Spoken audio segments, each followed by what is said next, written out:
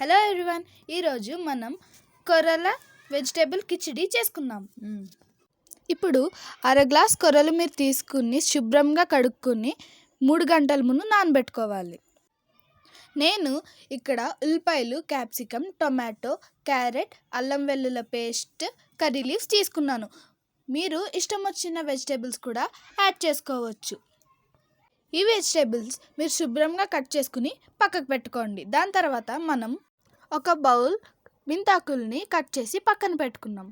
ఇప్పుడు మనం కుక్కర్ లో ఫ్లేమ్లో పెట్టుకుని 2 స్పూన్స్ ఆయిల్ వేసుకుని హీట్ అవ్వనివ్వాలి.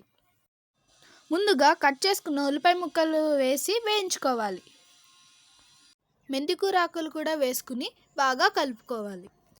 ఈ వెజిటేబుల్స్ అన్నీ వేగినాక 1/2 టీ స్పూన్ పసుపు వేసుకుని ఉంచుకోవాలి. మీ రుచికి సరిపడా కారం వేసుకోండి. మీ రుచికి సరిపడా ఉప్పు వేసుకోండి. మంచి రుచి కోసం 1 టీ స్పూన్ ధనియాల పొడి కూడా వేసుకోండి. ఈ కూరగాయలన్నీ మంచిగా కలిపి మసాలాలన్నీ కూరగాయలకు పట్టేలాగా 5 నిమిషాలు వేగించండి. ముందుగా నీటిలో నానబెట్టుకున్న అర గ్లాస్ కొర్రలు మీరు కుక్కర్లో వేసుకోవాలి. ఇప్పుడు మీరు 3 గ్లాసులు నీళ్ళు వేసుకుని మంచిగా కలుపుకోవాలి. ఇవన్నీ బాగా కలుపుకుని ఉప్పు చెక్ చేసుకోండి. మూత పెట్టి 4 విజిల్స్ వచ్చే వరకు మీడియం ఫ్లేమ్లో ఉడకనివ్వండి. అంతే, హెల్దీ అండ్ టేస్టీ కొర్రల కిచిడి రెడీ. మీకు ఎలా వచ్చిందో కమెంట్స్లో పెట్టండి.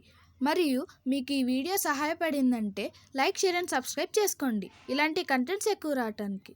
ఈ వీడియో చూసినందుకు థ్యాంక్ యూ.